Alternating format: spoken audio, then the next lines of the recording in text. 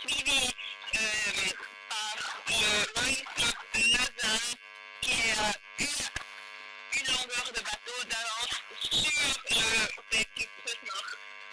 Celui-là est suivi de près par Lausanne Sport section Aviron qui est aussi très très près des autres athlètes, le Rowing Club Berne et aussi le Belvoir Ruderclub Zurich.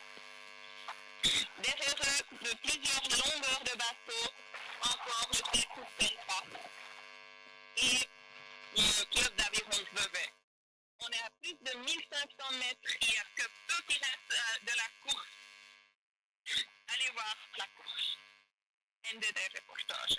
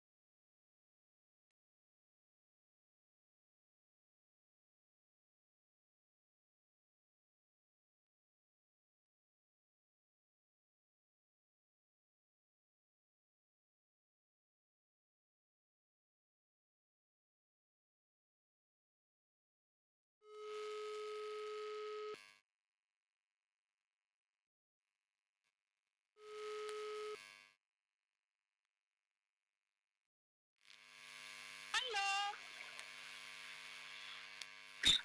Hallo? Hallo? Hörst du mich? Ja, ich höre dich jetzt. Super. Okay, parat? Ja. 1, 3, 2,